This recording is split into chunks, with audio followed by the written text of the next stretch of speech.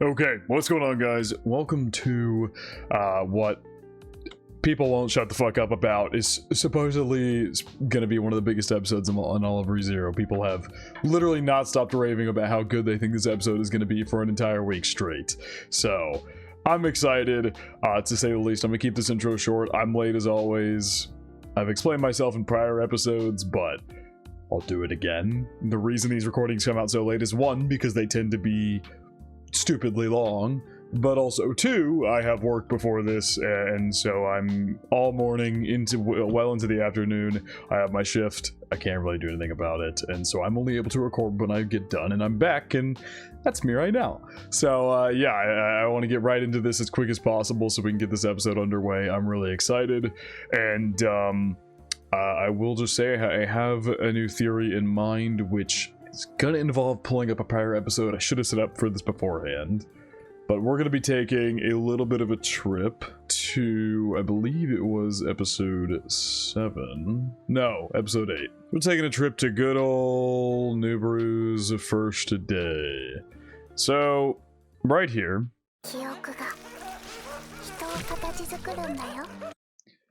We hear that. And then...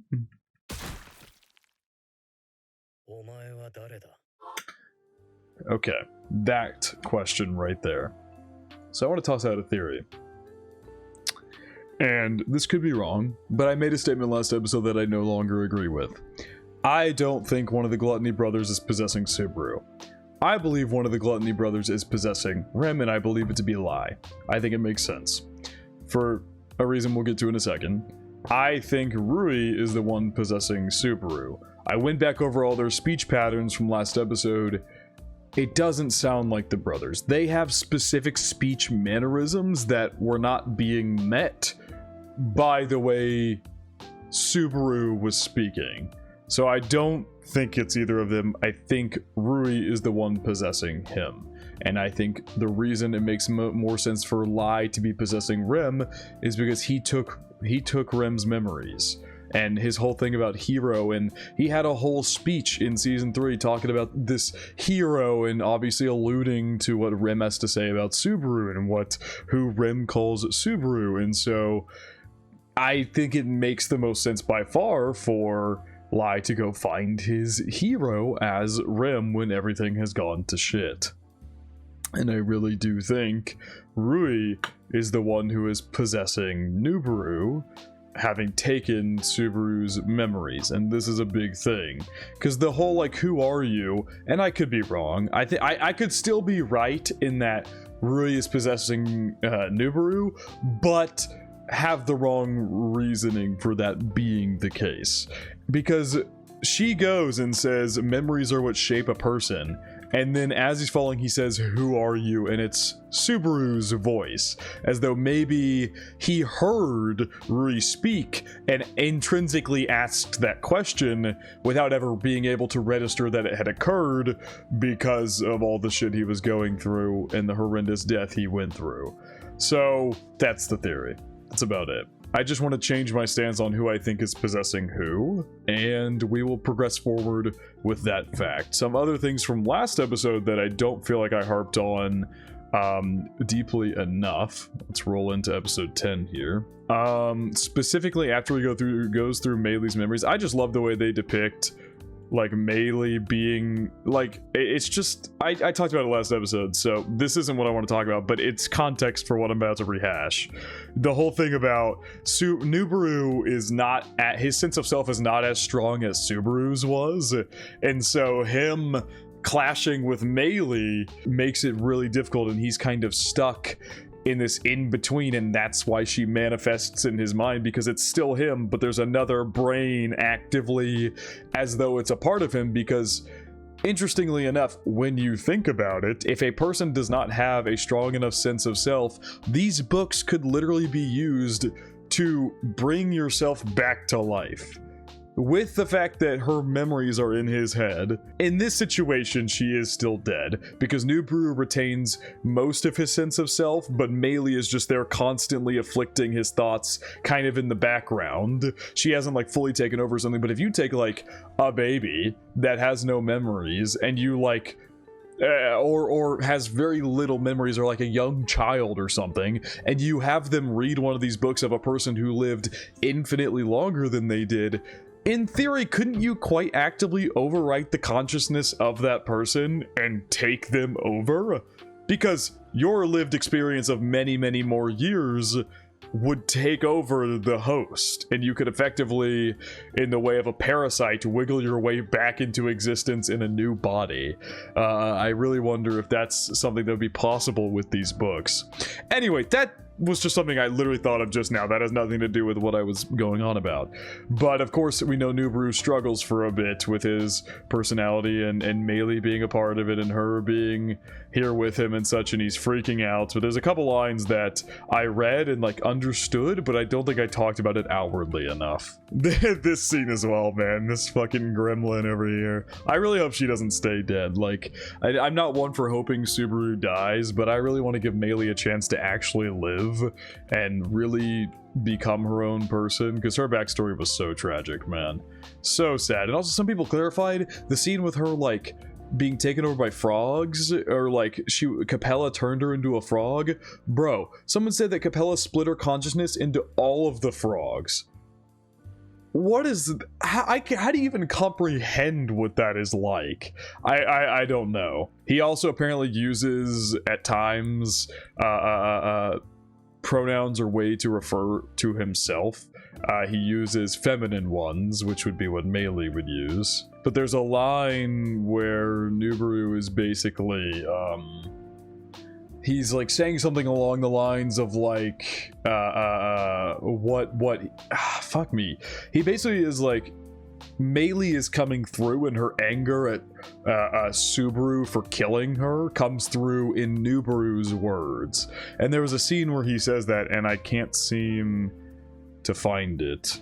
Anyway, also, this is like not good advice for Meili to hear, because while yes, you want to follow your desires, her desires were to kill, because it's all she's known. All she's known is killing.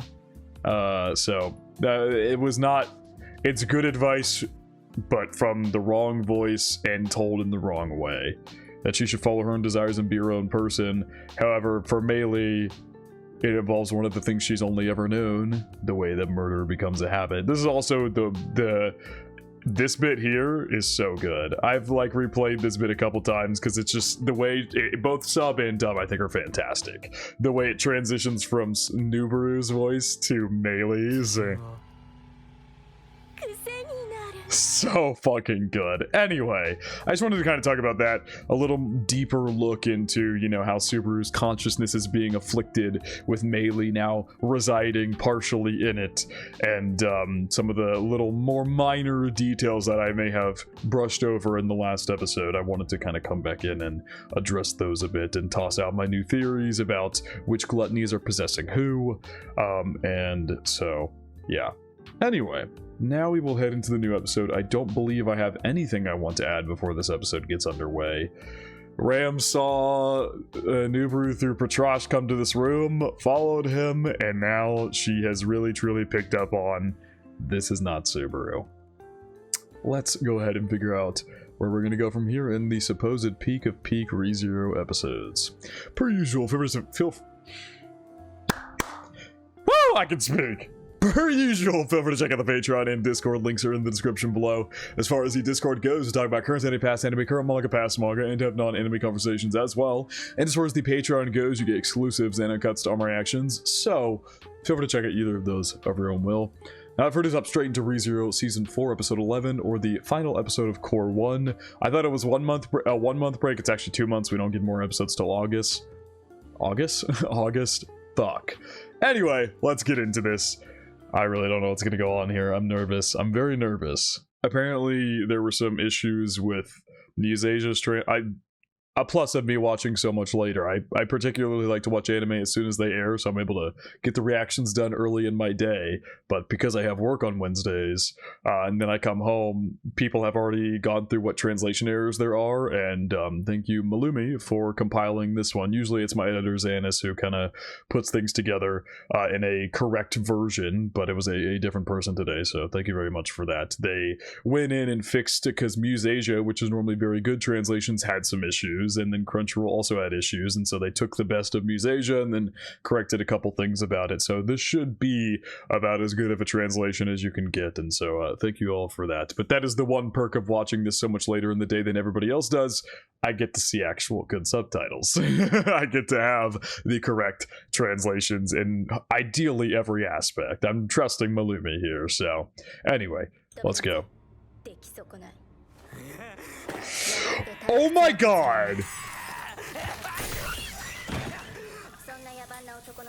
Dude, he was really just gonna go charge her. That grin on his face is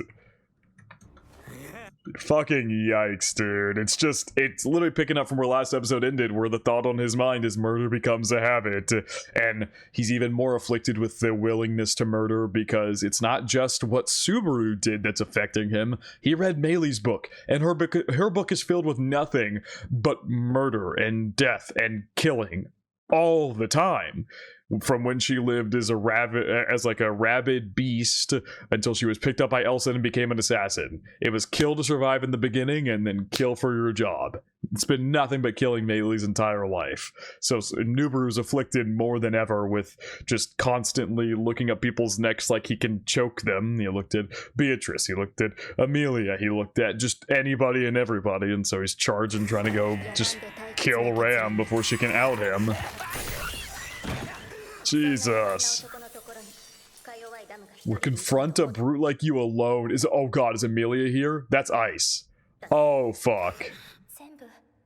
Oh my god! Ram pulled up with Amelia too!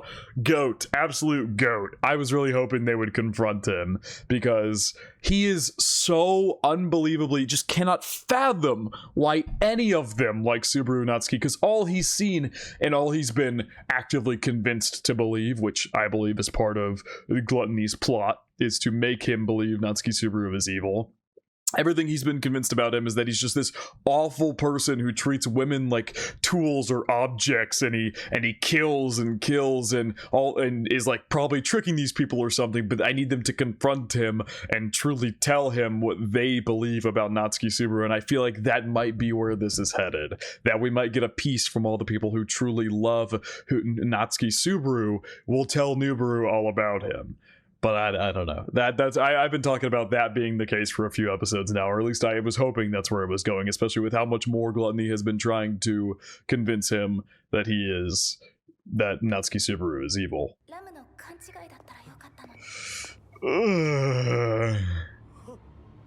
Uh-oh. Kept that he lost his memories here, and oh my god, Ram immediately going to fucking him up. Ooh, yup. That would be Rui. That would be Rui. And so Ram's immediately like, who the fuck are you? Where's Subaru? Thinking that this is that shape-shifting archbishop in question, which I don't think they're technically wrong. My theory in the beginning about how I think Rui, I've changed. If you didn't watch the intro, I know I have long ass intros, so I know some people don't like to sit through all the yapping. If you didn't watch the intro, I have a new theory that Lai is the one who is taking over Rem, and Rui is the one within Subaru due to reasons now that you've heard this. If you want me to explain it again, just go watch the intro. It's the first thing I talk about. So I definitely think that that's what Bram is thinking. Like, this is the shape-shifting archbishop and Subaru is somewhere else, but in reality, she's technically not wrong, but I don't think she's thinking what the reality is. Oh, and so they think that Meili and Subaru have been, like, kidnapped. They weren't the ones who... I mean, there's too much chaos. I won't get upset. I was about to be like, that's dumb. How did you realize? But like, I can't even. That would be so dumb of me. That would be so dumb of me to accuse him of being dumb in this situation. I talked about it last episode. Anything, like literally, I can't fault Nubaru for literally anything. Just this is the most unfathomably overwhelming situation, with Meili now being a part of his consciousness, him having to deal with that, this ever-growing urge to murder when a problem arises, part due to her, part due to what he saw with Natsuki Subaru and his continuing growing suspicions of him, and just everything else going on with him having amnesia. He still doesn't fully know who to trust in the group, but he has in the past couple episodes started regaining a little trust for a couple of them. But it's just like, all that to say, I don't need to rehash everything I've talked about in episodes before. All that to say, it would be stupid of me to get upset with Nubaru in any capacity, because this is just unfathomably overwhelming. There you go. He just flat out admits it to him. I have amnesia. And he was just trying to act like it. Is he going to tell them about Return by Death and get killed by Satella? Why do I feel like he might get his first experience? That could also be a way for him to begin trusting Natsuki Subaru some more, because another thing that he thinks is that Natsuki Subaru's hiding this power that he has from this group, which at first he thought it was because Natsuki Subaru maybe didn't actually fully trust all these people, but now I believe that thought might be twisted into more of a, no, he doesn't tell them because he doesn't want them to know because he's the evil one in question, is what I feel like that thought might have twisted into at this point. And so maybe he'll try and tell them and realize that Natsuki Subaru actually literally can't, otherwise everybody dies, and he'll end up dying as well. I understand Ram being so like, yeah, everybody here, Emilia tends to be a little too on the trusting side, and also, that's right. Before I finish that thought, let me finish that thought, and then I'll talk to you guys about what I just realized, or remembered that I meant to say in the intro. Emilia can be a little too trusting at times, and of course she that's getting into what I want to talk about, but she deeply cares for Subaru, and so she is obviously going to want to take his words more at face value than Ram, who is extremely suspicious and on edge, and you could go on and on about the shit that she's been through. I've been a Ram defender this entire season. That's my girl right there, ride or die. Like I everything she's been going through, and she's a lot less. How put it? I would say she's a lot more real in a lot of situations than maybe some of her other crew would be, or something like that. Everybody's actions in this arc have made sense considering what they're going through. That's what I'm trying to say. If you look from any given character's perspective, everything they do, the way they act, aligns with their innate personalities, as well as the things that they have actively been going through recently or throughout the entire series. It all compiles and makes a lot of sense. I'm not upset at any one character for acting anyway, and I think Ram's actions completely align with reasoning in her head and things that have built up, and maybe some areas she's not right in some of the actions she takes and things like that, but I chalk it up to a lot of what she's going through and stuff like that. So anyway, oh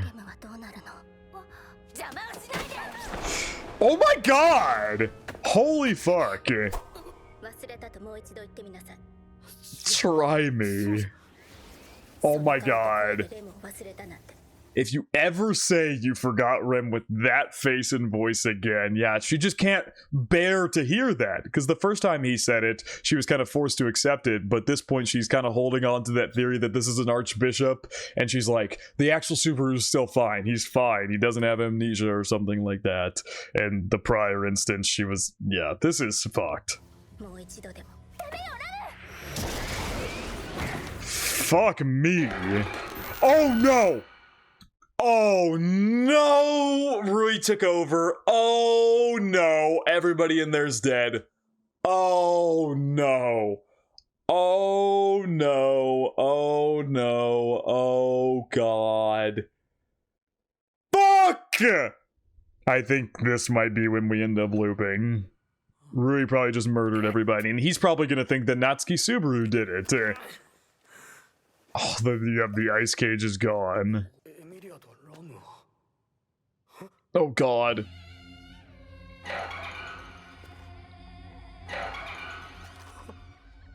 Oh my god.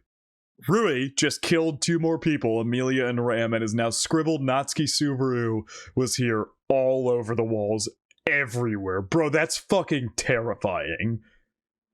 Like, Rui is going for the kill shot here and making him and trying to convince him that Subaru is just evil, and like the only thing in between Subaru and getting his body back is Nubaru. They might as well be trying to convince Nubaru that he's fighting for his own body and that this evil Natsuki Subaru is trying to get it back because he maybe lost his memory somehow or something.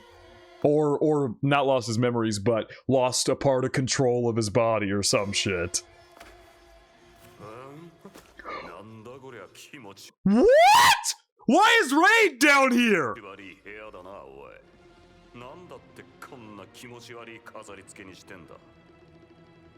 Raid can leave that area?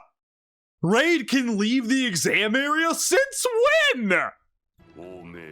What? And Nubaru remembers you. Shitting yourself. Yeah, what? I thought that was the case. That whole premise is gone now?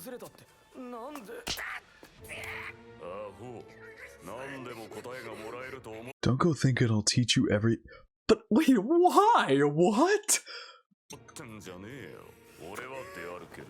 I can move around now, so why? It has to do with something with... But he wouldn't say I wouldn't... I feel like if it was Nubaru or Rui or one of the gluttonies that had freed him, especially if it's the Rui inhabiting Nubaru's body, he would have been like, well, wasn't it you who came up there and freed me or something? What is your unfinished business? I think this whole tower is coming down like it was before. Jesus! Oh my god! Where did more of these come from? So there's a lot more than just the one we saw. Bro, and Julius is just down there fighting for his life. How did Julius get down there? Makes things easier.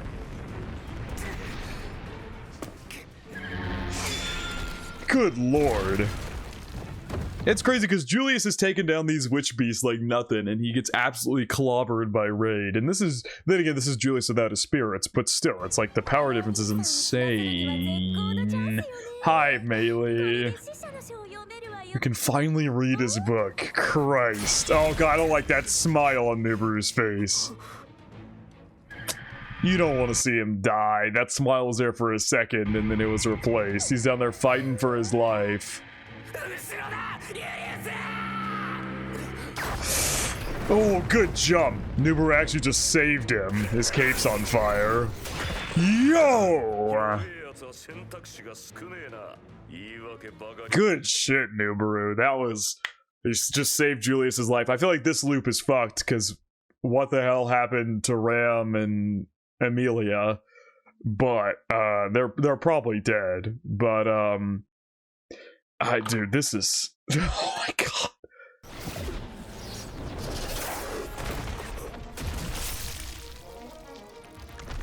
Dude. Raid is unbelievable, bro. Why would how come? Because Nubaru was also asking questions. They all targeted him immediately. This is fucking nuts. Raining blood.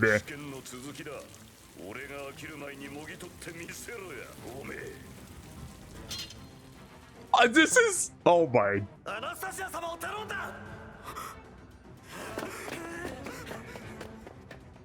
Nubaru just trying to go save anybody. Oh god. I love how, like, in this loop, Julius doesn't know that Subaru has lost his memories unless Amelia and Ram somehow got the information out. Which I don't think they did. I don't even think they're alive.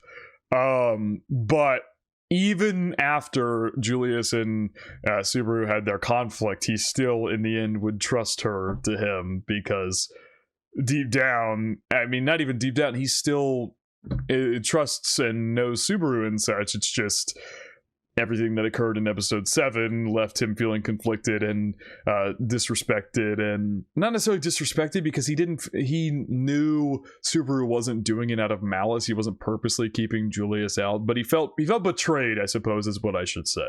He felt betrayed, and even in spite of all those whirling negative feelings and such, and how their relationship got strained because of it, he still in the end trusts him and leaves Anastasia to him. Ugh.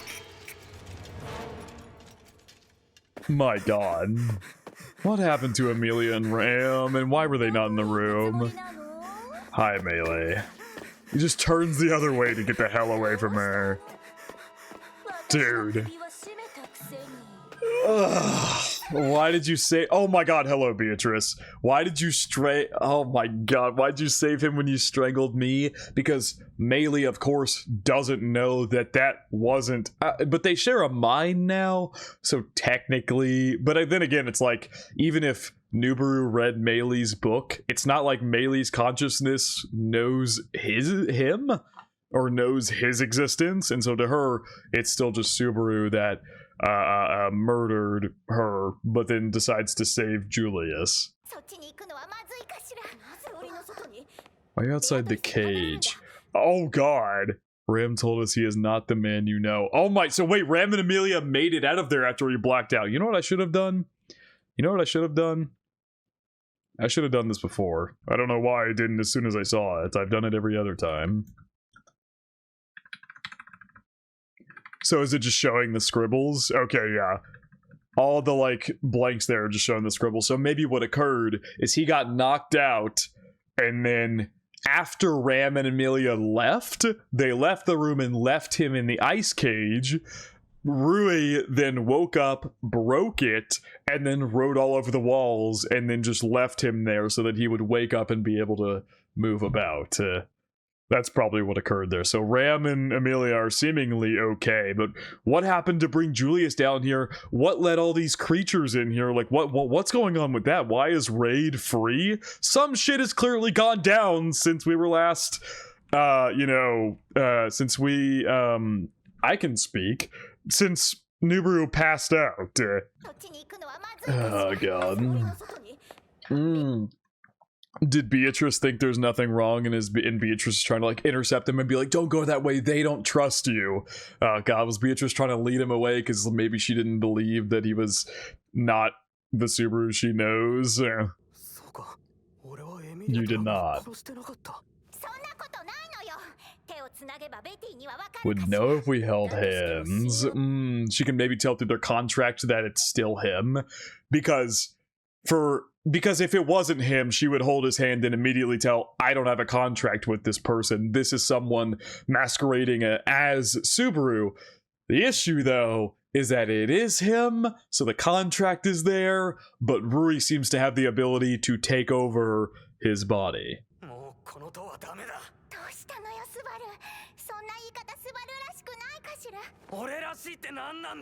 Oh, yeah. Where the heck's this and me you guys are seeing? Yeah. They just don't believe at this point that he has amnesia. They're so suspicious of the gluttony theory, or the Archbishop theory, I should say. Man, even so, he cannot be trusted. I should have trusted it. So basically, she's just thinking that she's accidentally told, like, gluttony or something, or told this Archbishop that everything about her, how she's a spirit, and or maybe she's thinking that bringing him to the tower ended up having something happen to Melee and Subaru, because that was Ram and Amelia's theories, is that something happened to Melee and Subaru and that this Archbishop has taken their place. She's probably more thinking here in line of, like, bringing everybody here was a mistake because it's gotten everybody involved and bad shit has occurred and it's getting worse, yeah. And Nubaru's like, who the fuck cares if it's your blunder or not? Do we just need to get out of here? It's like Ram who forgot her own sister, and Julius, whom everyone has forgotten.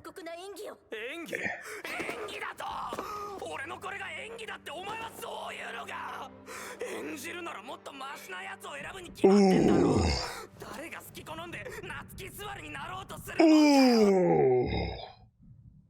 Oh my god. Oh man, those lines are like a fucking gut punch. Holy fuck. I'm gonna let it play out and then I'll go back over.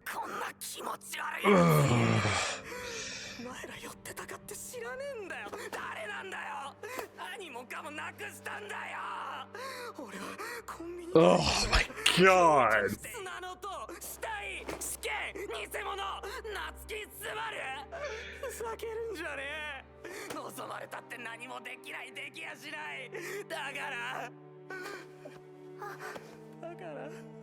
Oh my god. Bro. Please send me home.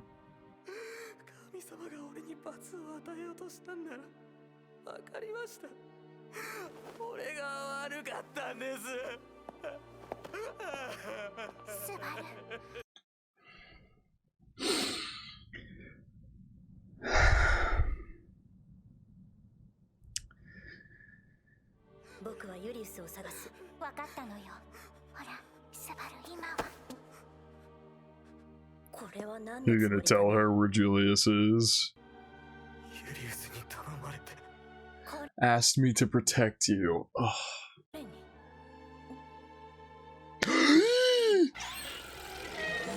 Oh my god, it's Shala! Oh my god! Did someone try to leave?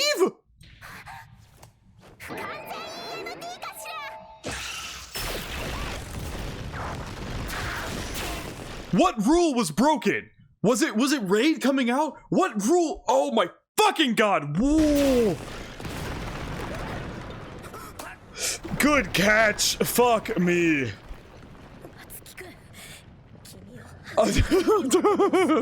Sorry, that's a funny line right now, but it's a little easier said than done. It was pure reflex, just from Julius honestly asking him to protect her, and that he leaves her to him. Oh god. And you can't use magic. Oh my god! And I mean, also, this confirms that I was right all along, that Shala is a scorpion witch beast who was turned into a human. And we finally get to see her witch beast form. She ran away. That is Shala colors, so one can assume. I just told you!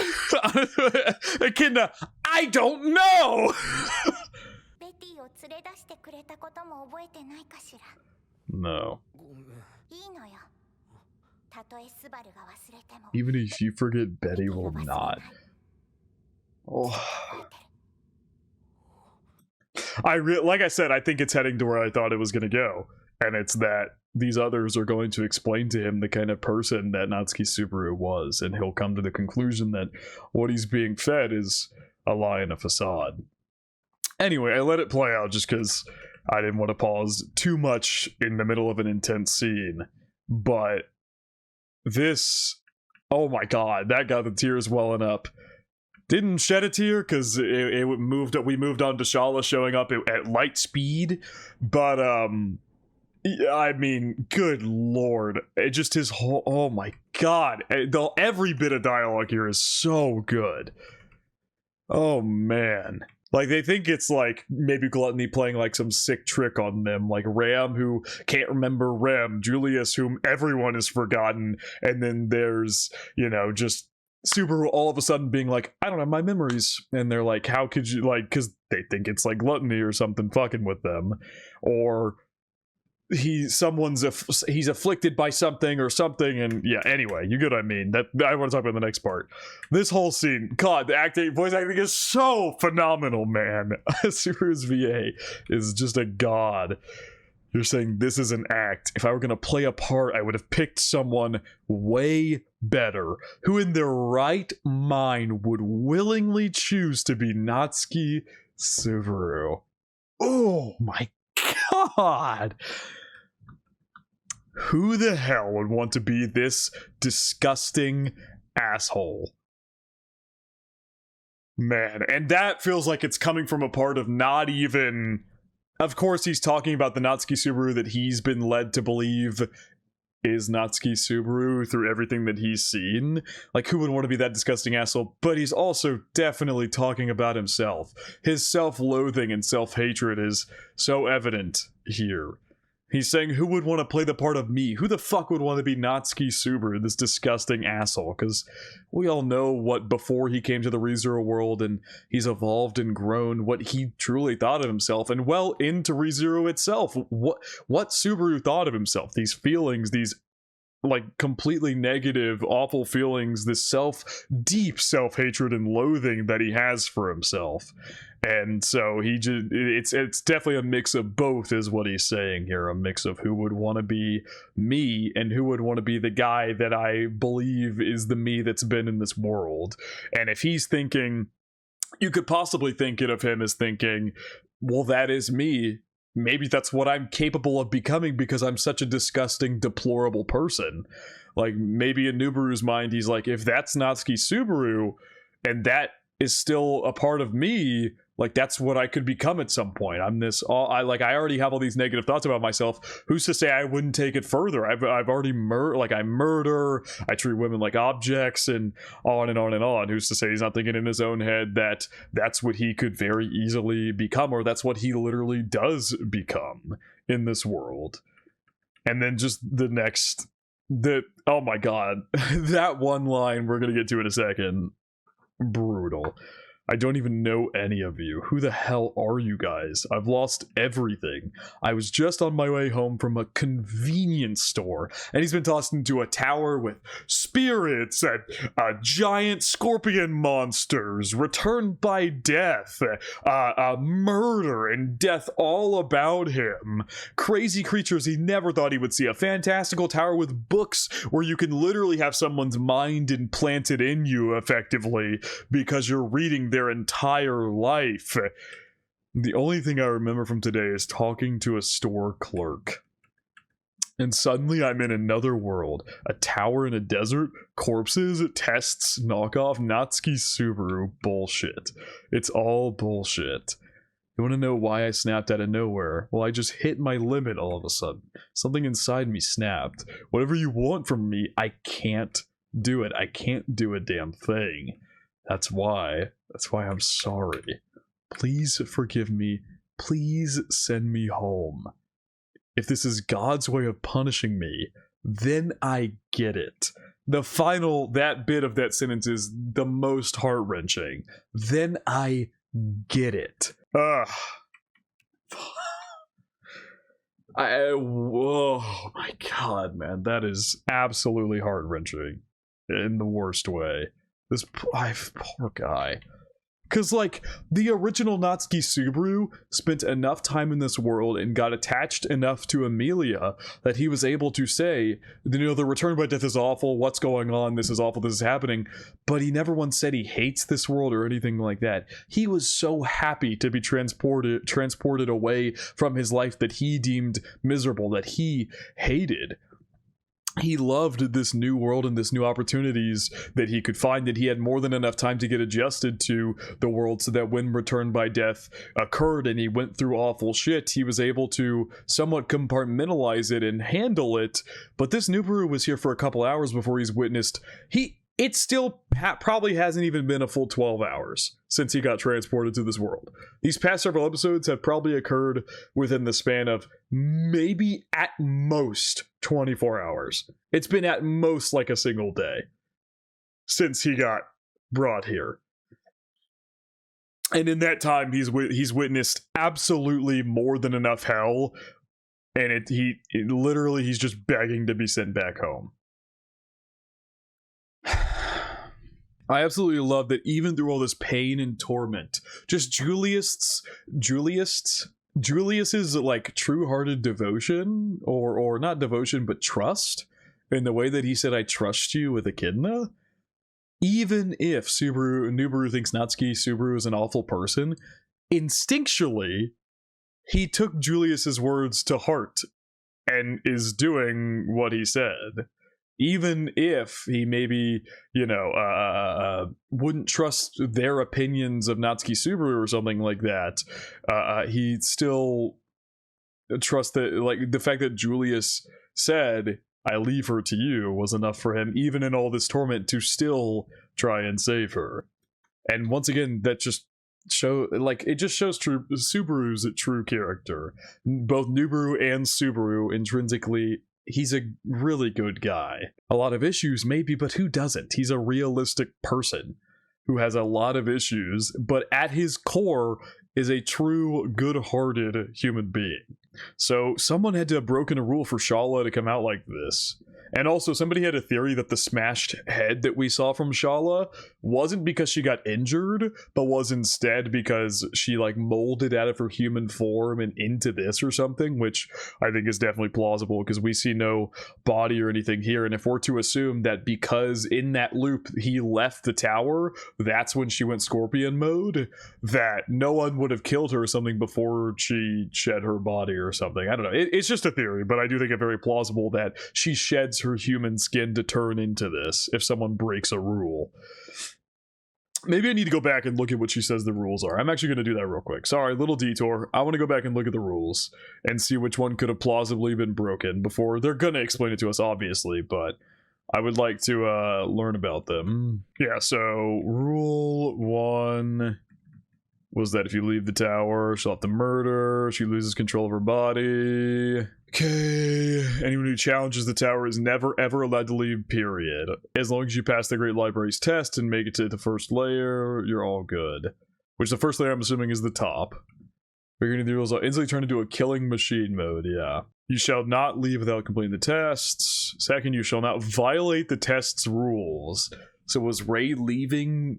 But how was he able to leave? In theory, if this place works how it does, he shouldn't be able to leave, but maybe he's always been able to because he's just so strong, and so that's a violation of the rule, is that he left. Maybe that's what activated her. Shall not disrespect the library. I would assume that means like trying to destroy books or burn it or anything, which maybe someone did that off screen that we haven't seen, so maybe that's possible. Shall not attempt to destroy the tower itself. Maybe that could have something to do with all the witch beasts that are attacking Julius down there, the giant centaurs. Maybe that has something to do with it. And then she says there is no fifth, so interesting. I wonder why Echidna thought there were 5, but then Shala says there's interesting. Anyway, I just wanted to go back and look at that to try and theorize about the possibility of what could have occurred. He literally made a promise with her that for his entire lifespan until he died or something else happened, he would give her the time of her life so that even after he died and she continued to live on, she would always remember and think of him. That was one of the whole big things about the Choose Me episode, is that she was worried that if she went with him, he would just end up dying before her anyway and she would live on well past him. And that was one of the promises he made to her, and now he's gone and she's just having to push forth because he's still technically here, but it's not the Subaru who she chose. And I love it because the whole big thing in season 2 was someone being reflected in someone's eyes as a big prominent figure for them, and he's not reflected in her eyes because it's not the Subaru she knew. Lost her cap. That we're being attacked. It's an indispensable so yeah, she's saying, I still don't exactly trust you, but you saved my life. We've got bigger fish to fry. She trying to get her hat? What is she trying to do? Oh god!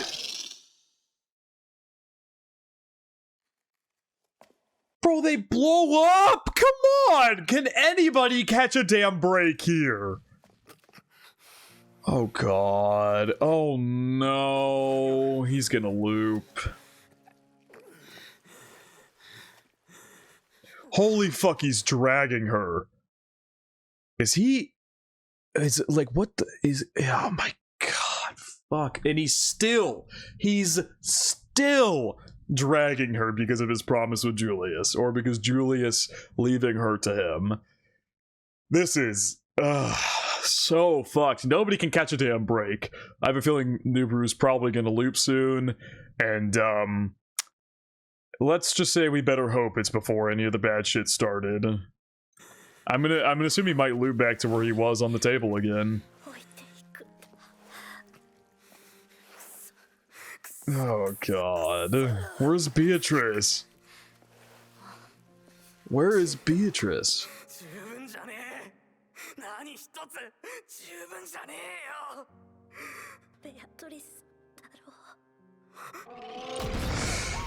Did she protect him and that's why he lived?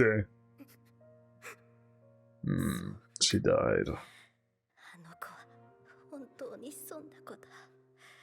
God, in the truest sense of the word in this loop especially, why, like, God, she gets freed for a short period of time, has happy times, spends hundreds of years in the library, gets freed, has a bit of happy time, finds out the person that saved her and that she loves is gone, and then sacrifices herself to save his life. She missing her legs? Oh my god!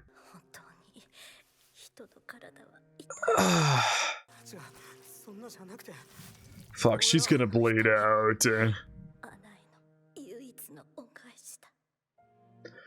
Oh my god, her entire bottom half is gone. Why does this keep happening?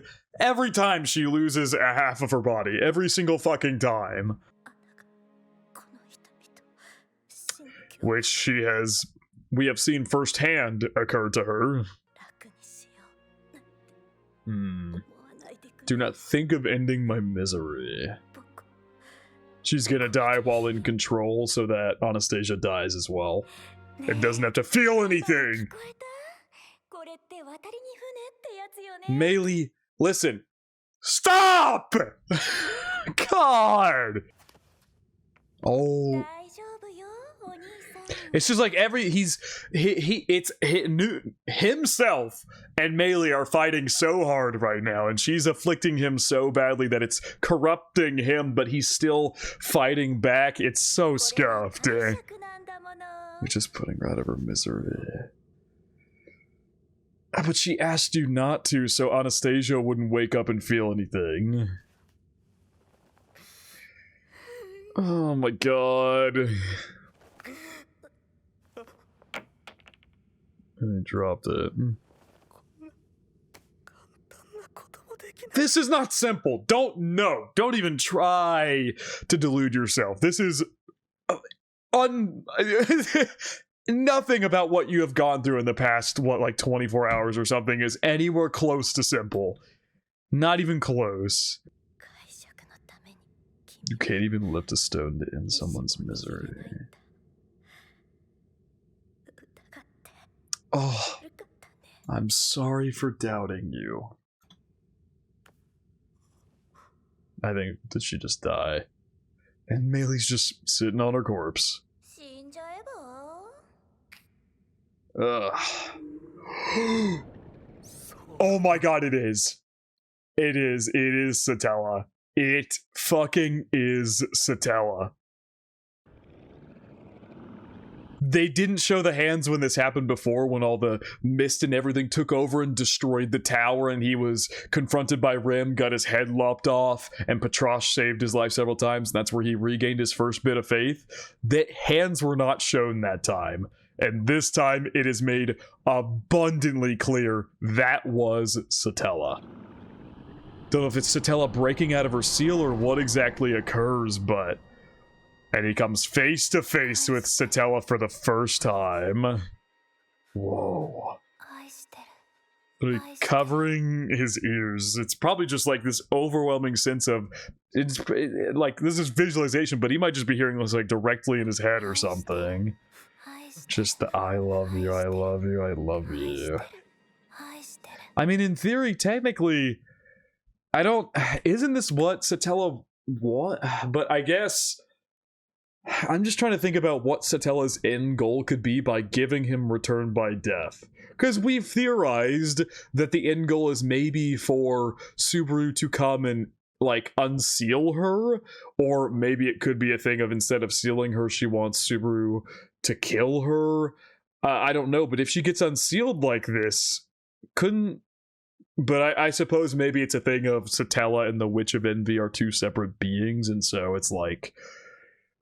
something to do with that, maybe. It's just her end goal becomes more muddied as we go along, because in theory, couldn't she just let Nubaru kill her here, and then her goal would be complete? But I don't know if that's something doesn't align in the way that if her goal was for him to kill her, because I don't think the goal can possibly be for her to be freed from her seal, because this is the third time that's occurred actually in one of these loops, and he still returns by death anyway. So I don't think that can possibly be what the Witch of Envy's end goal is, but maybe it's something like she wants him to kill him, but then is this not the perfect situation for that to occur? He's right here with you, but maybe it's the Witch of Envy fighting back, where the Witch of Envy doesn't want to die, but Satella wants it to be all over. The witch factor corrupting her brain, and so it's more Witch of Envy than Satella, but Satella still wants... Maybe Satella's the one who gave Subaru Return by Death as a way to combat the Witch of Envy or something, and try and end the Witch of Envy's life, which is still technically her, but it's like her corrupted. I don't fucking know, man. I have no idea at the end of the day. I can theorize all I want, and there's probably holes in those theories, of course, but yeah. Yeah. I mean, yeah, he can't... This was the same shit before. He can't fathom or understand that somebody would love him.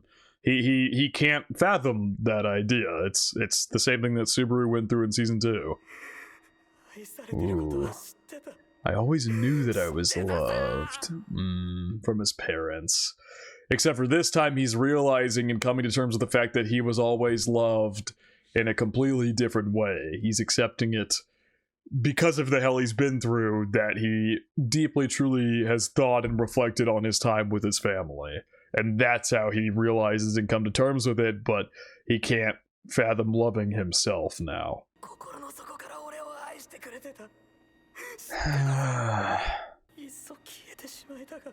Because he felt like he wasn't living up to them. I mean, that was the whole thing, season 2, episode 4. But he felt like a failure. Oh. We're all so earnest.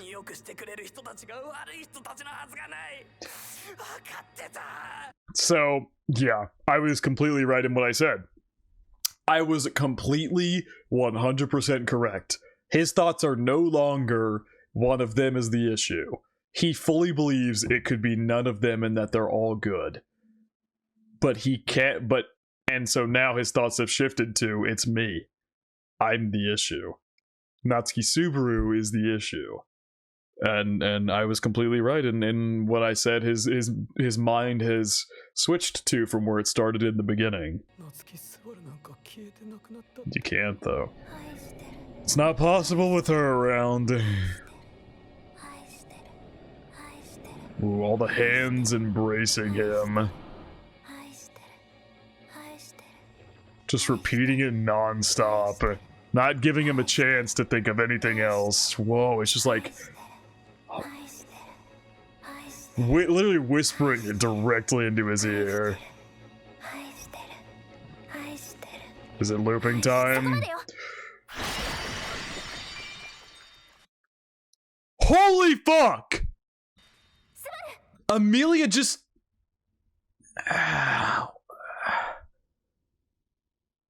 Amelia just knocked away Satella. Oh my god. Because, you know, the whole theory is about Satella and Amelia and the connections and possible time shenanigans, and this shit just keeps throwing more wrenches into this. Oh my god.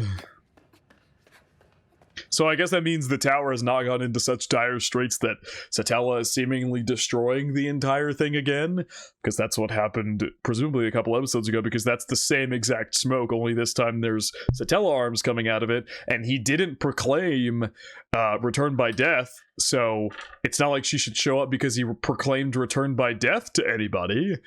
And so, unless she was just showing up literally to try and comfort him, like she hugged him, was whispering "I love you" nonstop, surrounded him in the hands, and so, I mean, that's the only thing that I can think of, is that she just pulled up to comfort him because he was at his absolute lowest low. But I don't know if she's capable of just doing that, or...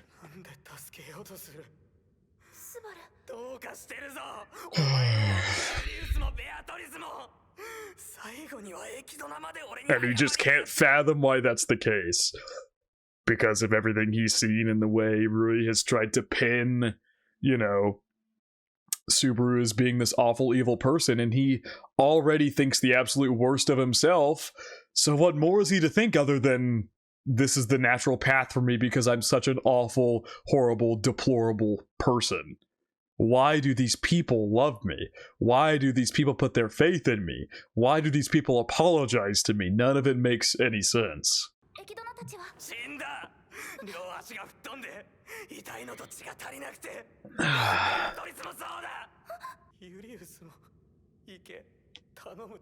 He was counting on me. And he's just saying, how could they have any faith in me? How could they have any faith in Natsuki Subaru? That's completely disregarding everything he believes the Natsuki Subaru in this world is. That's regards to himself. He has absolutely no faith in himself. Idiots. They're all idiots. How could they possibly believe in a person like me when I've never done anything? I'm never capable of doing anything at all. These are most definitely all things he's thinking. Oh god.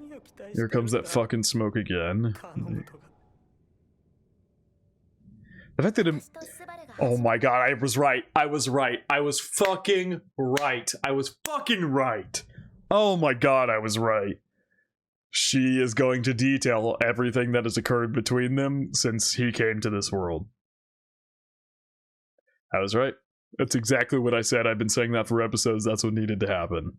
I can't believe she's able to calm herself after hearing Anastasia and Beatrice are dead. But, let's see. I'm so curious what she's gonna say to him.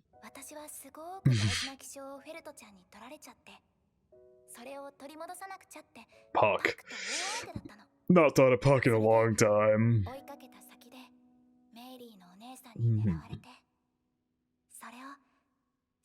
Took a big slash in the gut for it, but he did do it. He did save her life.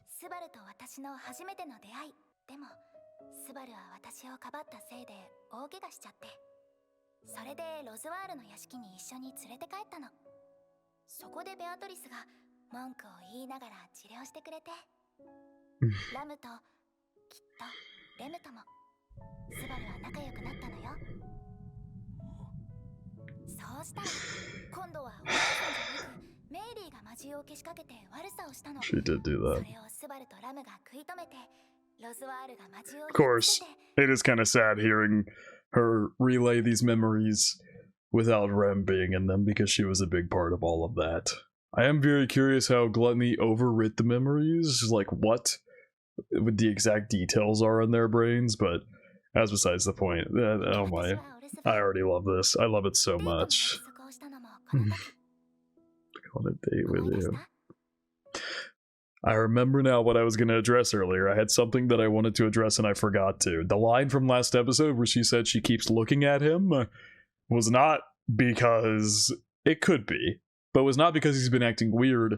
It's because she's been falling in love with him more and more. That's why. She keeps looking at him and she doesn't understand why she can't stop looking at him, because she doesn't fully understand love, but is truly, at its core, beginning to fall in love with Subaru. That was a rough time. Our very first fight, talking like a married couple. But it was not. Came back to save her again.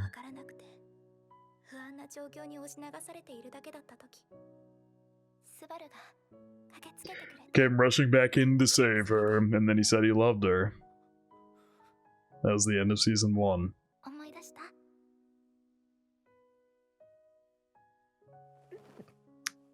He doesn't. But she'll tell you.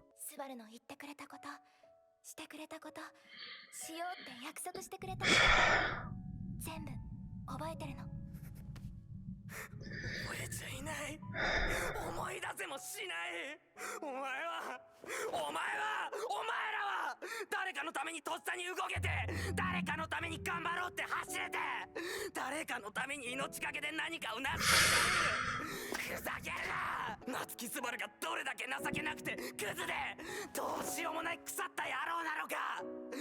夏木すばるはどうしようもねえクソ野郎なんだよ。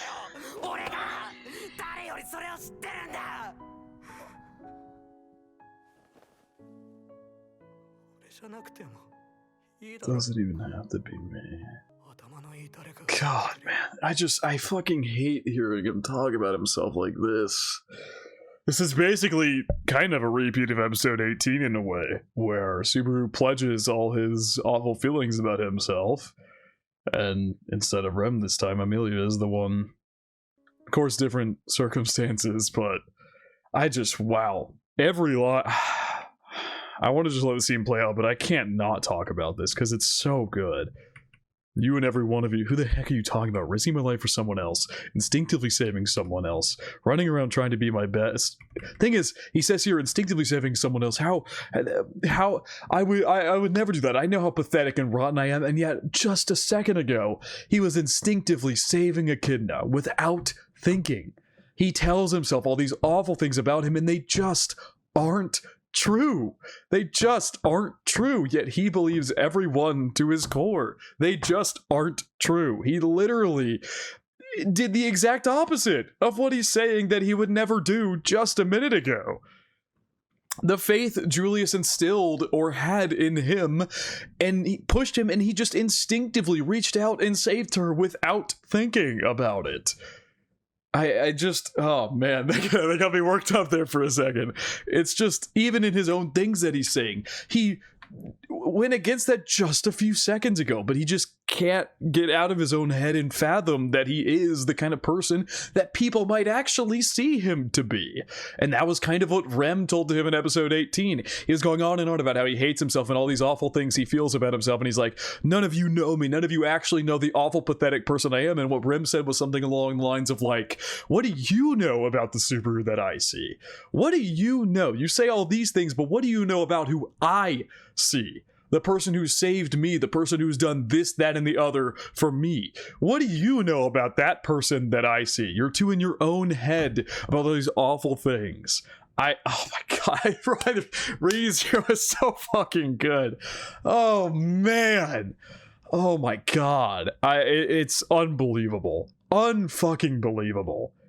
Putting my life on the line to accomplish something for someone else. Cut the crap. There's no way that could be Natsuki Subaru. I'm the one who actually knows him. I know exactly how pitiful, pathetic, and hopelessly rotten Natsuki Subaru is.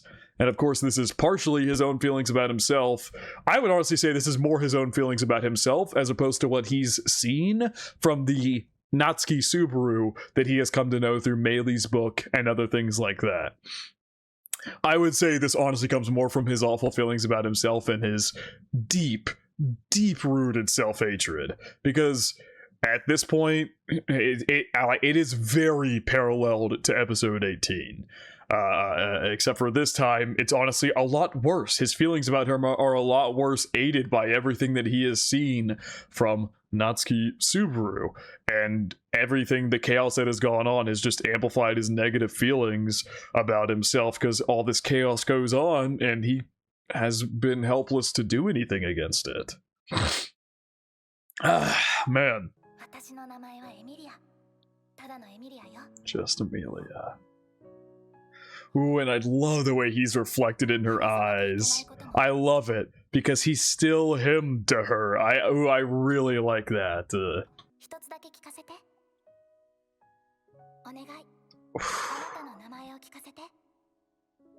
Oh, man. Oh, man. Oh, that's... This show is incredible. Oh my god, this show is incredible, dude. It's so good.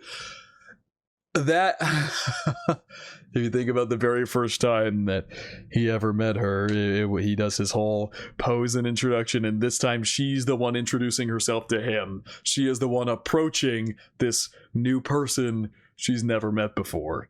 Oh my god.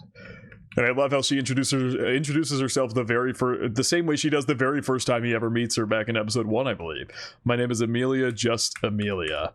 Or actually, no, because in his first loop, she calls herself Satella, which is a very weird thing. Maybe that's a topic for another day. But it's in episode 3, right? Whenever he saves her from Elsa, and that whole thing is wrapped up with Reinhardt and such. He goes, or something like, tell me your name. And she goes, Amelia, just Amelia. And this is like exactly paralleled to that. What does that mean, Natsuki? あなたの言う通りかもしれない。スバルより強い人はいるし、きっと頭のいい人がたくさんいる。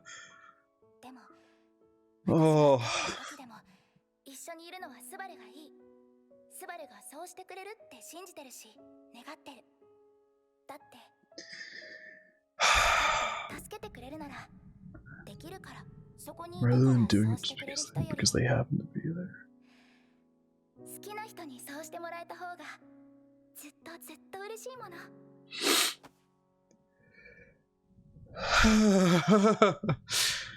そうか。夏木すばる。お前こんな美少女に惚れてたのか。それがお前の力の源。Was she the reason you could do all that? Her especially, and everybody else. Oh. Ha! Oh man! Oh my god! Oh my god!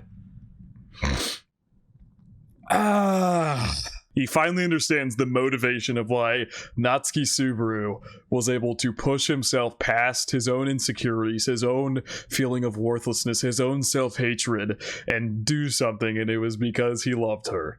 Because he fell in love with Amelia. But no, oh my god, these lines are so incredible. You might be right. Because he's like, why? What are you even expecting from him? What can a guy like him do? Why does it have to be Natsuki Subaru? And she says, you might be right.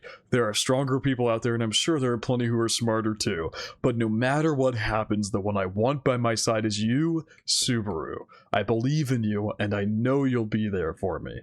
Because if someone's going to help me, rather than them doing it just because they can, or because they happen to be there, it's so much better when it's the person I love. Does fiction get any better than this? I'm not quite sure it's possible. I'm not quite sure it's possible for fiction to achieve higher heights than this. And for the first time, Amelia outwardly states that she loves him as well, and that feeling she was talking about last episode, she's finally able to put that into words about why she's looking at him so much longer than normal, and whatever it may be. She was why she would kiss him back in season 2, why she would do that. She's able to finally put it into words here directly in front of him.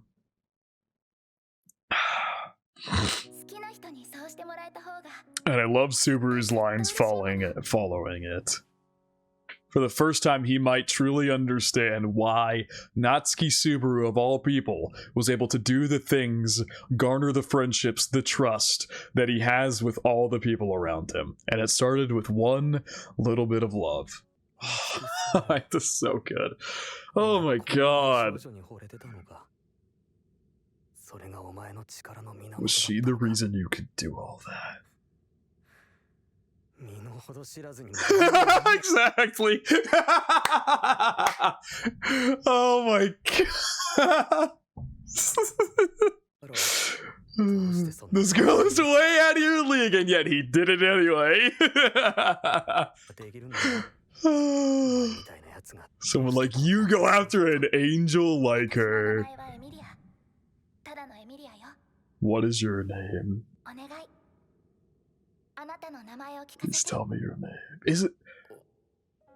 Isn't that exactly how Subaru did it as well? He did his little goofy snap, but he literally said something like, please tell me your name. Oh. Who are you? Oh. Is this Stay Alive? Oh my god, they're playing fucking Stay Alive. That's my favorite ED song for reference. I'm not going to get into all the rankings, but song of all the endings and openings, we need to stay on topic with the show. That's my favorite ending song of ReZero. I think this is the beginning guitar strums. Yes!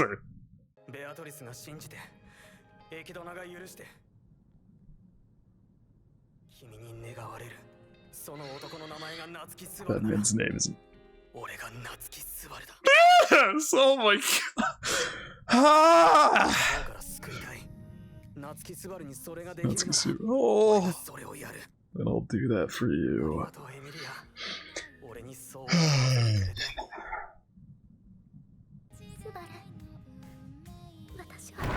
Oh my god! Fuck, and the tower's getting destroyed. Oh my god! Holy fuck!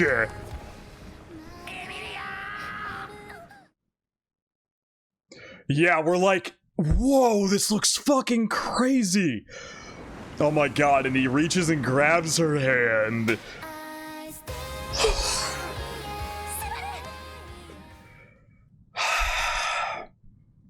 Whoa!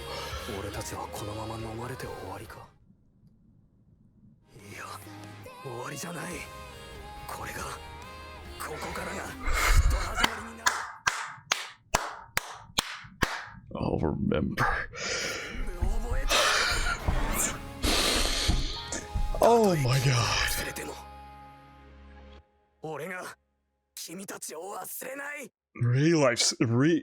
Life starts in another world from zero. Is that it? And he loops right back. Oh, it's so...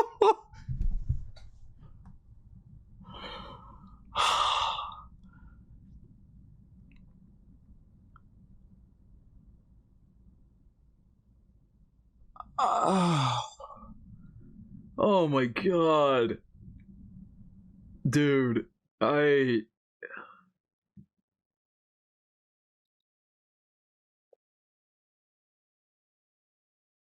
gonna finish the episode out. Oh my god.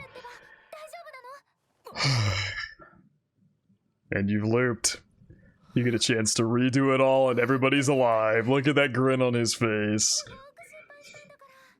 It's time to really give it a true shot here, Mr. Nubaru, or I can't even call you that anymore, Natsuki Subaru. Fuck yeah. Yeah! That is what you love to fucking hear! Why do we have to wait 2 months? Why? Oh my... That is what you love to hear! My fucking goat! Oh my god, man. I gotta pull the damn episode back up because it closed down.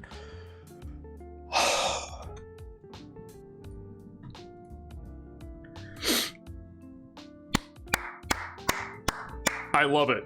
No matter what he was shown from anything Gluttony tried to show him, through all the bullshit of all the murder, and the Natsuki Subaru was here, through all of that, what won out was his trust and his faith and everybody else's memories of him.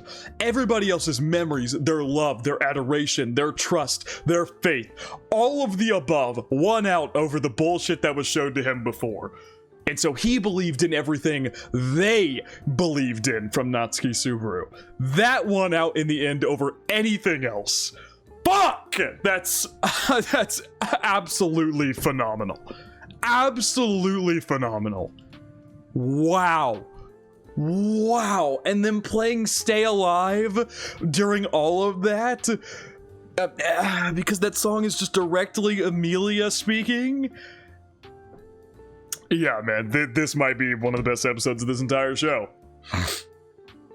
I just, like, wow. I just love how the tower didn't collapse until they were able to finish talking. All the smoke is surrounding them throughout the entire thing. But this conversation is not this conversation does not allow for anything else to happen until it is done. That's how I'm gonna say it. I more think it's probably, you know, something to do with Amelia being there and maybe Satella is waiting, or I don't know. It's more something to be like that, but I like the idea that the world halted before it could progress as these two had to have this conversation. The world halted to let them have it. I really do think this is paralleling exactly how he said it. I'm pretty sure he literally says, please tell me your name. I'm gonna pull that in. Anyway, so that would have been the first episode, or second episode of the director's cut, right? I'm still sniffling. Man, this feels like such a long time ago. Oh, it was actually episode 4. I was saying episode 3 and whatever. Yep, he literally says, tell me your name.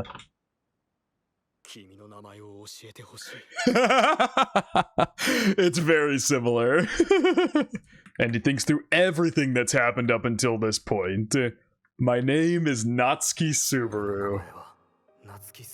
And so now, instead of thinking that the Subaru that he's believed all these awful negative feelings about himself, everything about it, he couldn't fathom why these people would have all these good thoughts about him and such. So all these negative thoughts took over, and Rui has been continually trying to convince him of Natsuki Subaru is this awful, evil, deplorable person who will murder at a moment's notice, and he's probably just hiding that from all those people, and so he wouldn't claim the title of Natsuki Subaru. There's literally a scene last episode where he was like, if you're Natsuki Subaru, then who the hell am I? And so he could never, you know, claim the title of being Natsuki Subaru and stuff because he thought he was this awful, deplorable person, and this whole episode has been him being like, that's me. I'm this awful, awful person. How could anybody like me? I don't understand you people. And finally here, Amelia is the final straw for him saying, the one Julius relies on, the one Beatrice believes in, the one Echidna forgave, and the one you, Amelia, wish for. If that man's name is Natsuki Subaru, then I am Natsuki Subaru. Oh my god! Genuinely, does fiction get any better than this? That's a genuine, honest question. Does fiction get any better than this? Because I'm not quite sure it does, quite frankly. I'm not quite fucking sure it does get any better than this.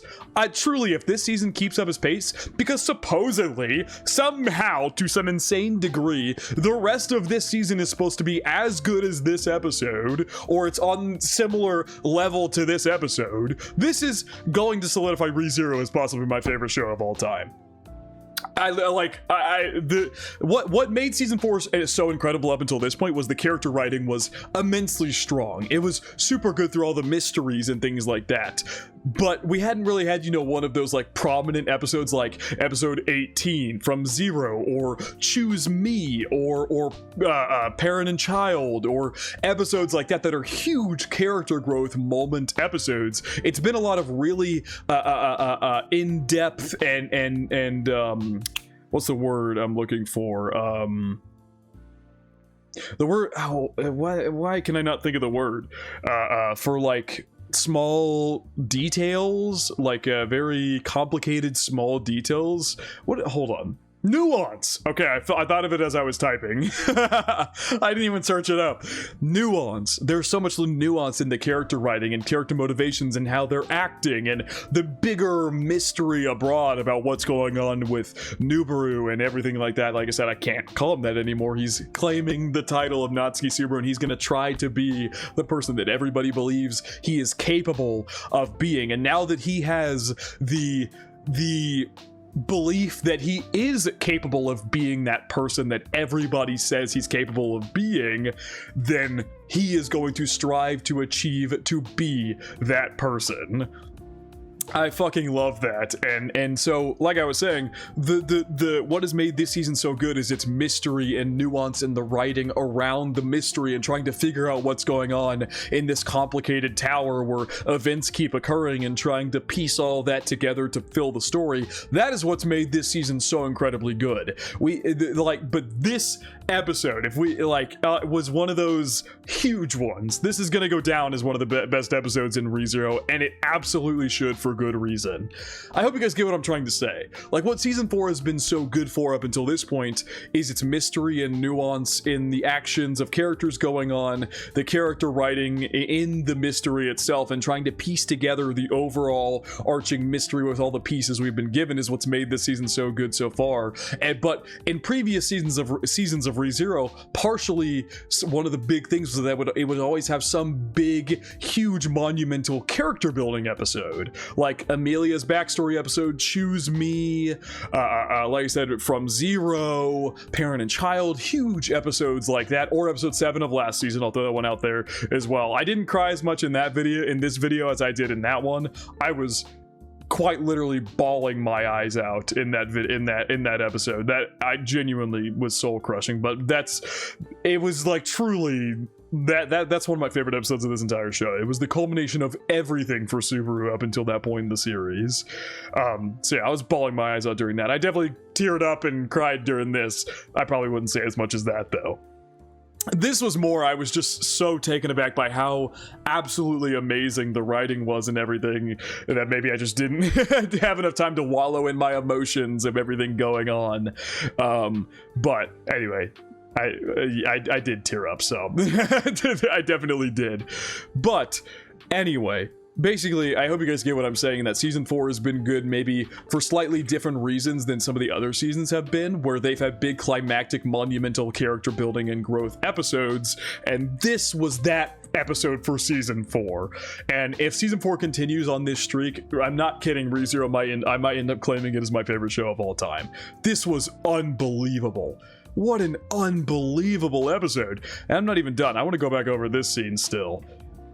What was she gonna say? Subaru, she was gonna say something before the tower finally started collapsing after their conversation was over. I kinda just want to rewatch this scene in general. I was kind of overwhelmed. Subaru jumping from rock to rock is crazy. And like, this whole like purple space where like, I don't even know how to put it. It's like, so interesting. Is this like falling into a Satella void, which of Envy void or something? I'm so curious what this is exactly. But as he keeps falling, he catches up to her. And they grasp hands as the... Woo! And then the song hits. It's called Stay Alive Regain, which is interesting. Is it like a remix? Regain is interesting for a name there.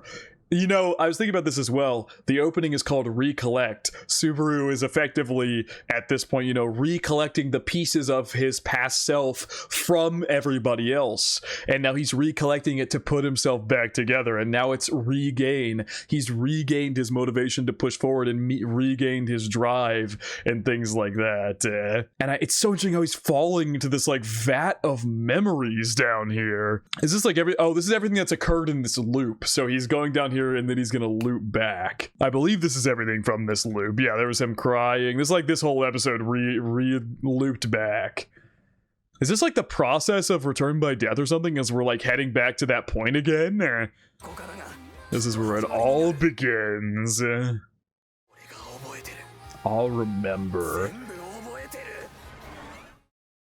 I love how he says, even if you forget, referring to both probably Subaru and everybody else. He's saying, I'll remember what's gone on. I don't think he's necessarily saying, like, I'll remember all my past forgotten memories. I think he's saying, even if all of you forget what has occurred during these loops, I will remember and I will cherish it.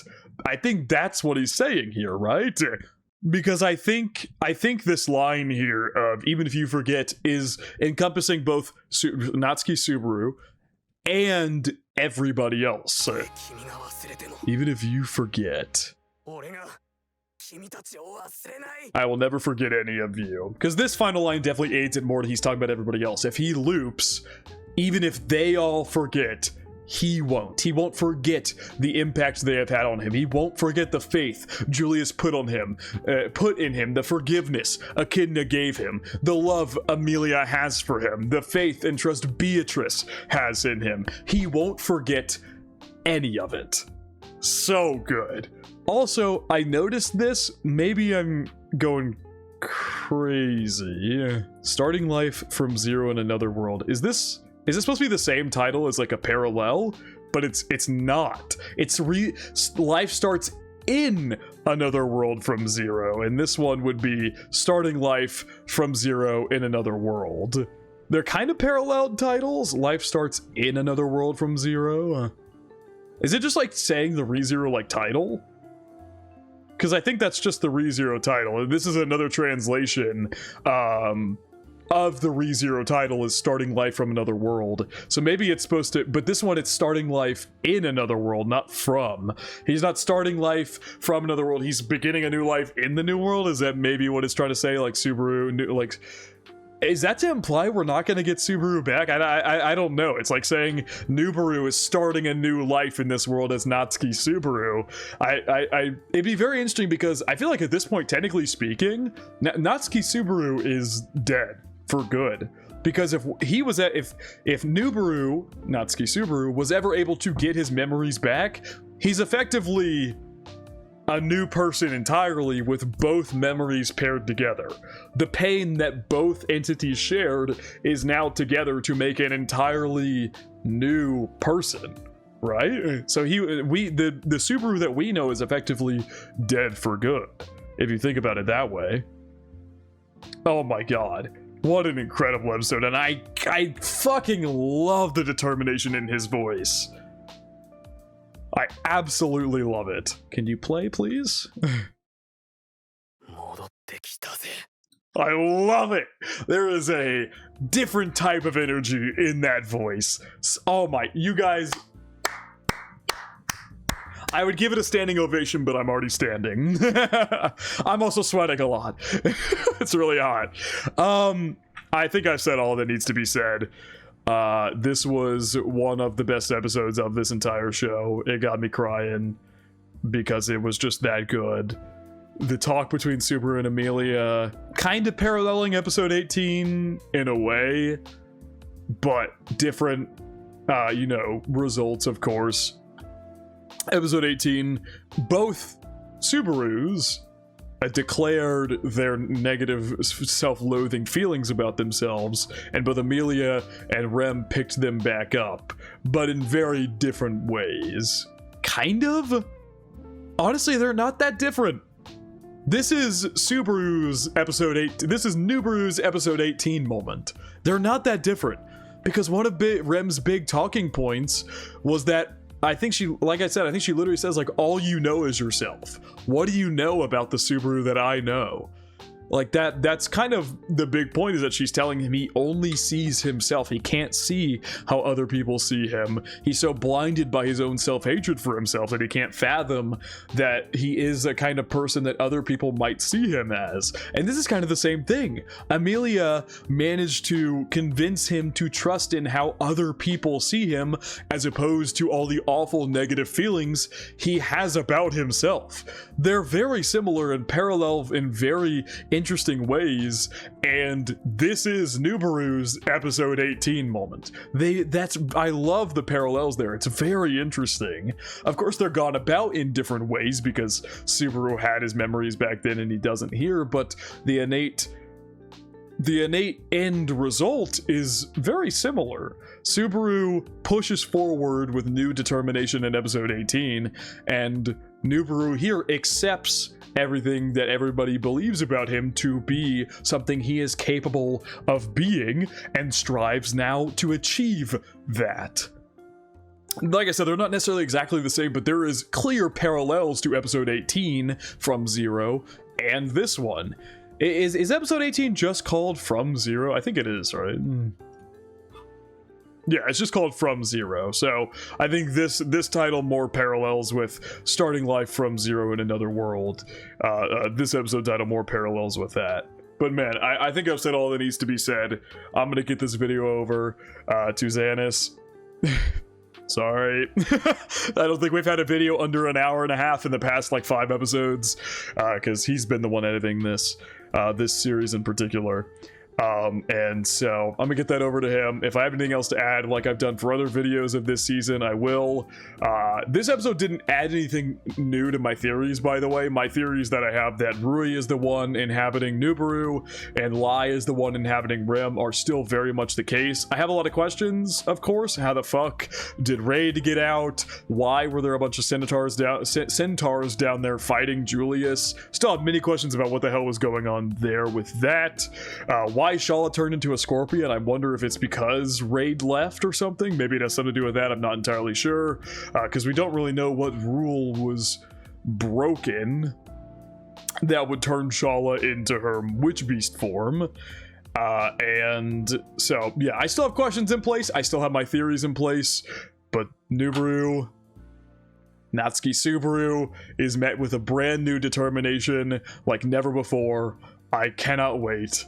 These 2 months are going to feel like hell waiting for the new season, but what I might do is during these 2 months, I might just go rewatch seasons 1 through 3, and then right before the next core of season 4 airs, rewatch season 4 as well. I might just do that on my own time, just so when the next core rolls around, I am relishing in the ReZero content as we wait during this 2 months.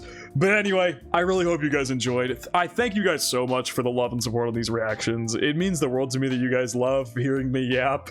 I get so many absolutely sweet comments, just the sweetest things of you know, whatever it may be. But I'm really glad that I'm able to sit here and just yap about a series I love and so many people relate to and connect to it, and it's so fun engaging with you guys back and forth in the comments and reading your own theories and such. And of course I try to avoid spoilers to the best of my ability, and honestly I don't think I've had an issue with that so far with this series. You guys have been fantastic about being as vague as possible when it comes to stuff, and maybe there's occasionally a comment or two that hints at something, but I'm usually good at just kind of stopping reading those and ignoring them and pushing them to the side or removing them or something. You guys are all very, very good at not spoiling, and I really deeply, truly appreciate that. And it's just so awesome to connect with other people who are as enthusiastic about this series as me, and the support has been unreal for this season of ReZero. Of course, like, you know, it's a big season, the memes were popping off about it, bringing popularity to it and such, but all the reactions, despite how late I post these, because I post these most of the time almost like 10 hours after the episode airs, and you guys still love the reactions, and they still do astonishingly well. Like, I think every single ReZero reaction past episode 7 has hit like 1,000 likes in like 2 to 3 days. That's insane. I only have a select handful of videos all together that have 1,000 likes. That's so insane. I cannot believe it. So thank you guys. I love all of you truly from the bottom of my heart so much. I cannot wait to come back with this series in 2 months when it rolls back around. We got more peak along the way. Season 4 already has a 10 out of 10 rating from me. This is one of my favorite episodes of the entire show, and I cannot wait to see where Natsuki Subaru goes from here as we begin this next loop. I'm sure he's probably going to die a couple more times, and it's going to be hell to pay, or hell to go through, excuse me, but he's more determined than ever to attempt to meet all of those feelings that all these other people have towards him through their memories of him. I cannot wait to see where this goes, but I think that is going to wrap up my reaction to ReZero Season 4, Episode 11. See you guys in 2 months. I hope you guys did enjoy, and I hope you all have a good day.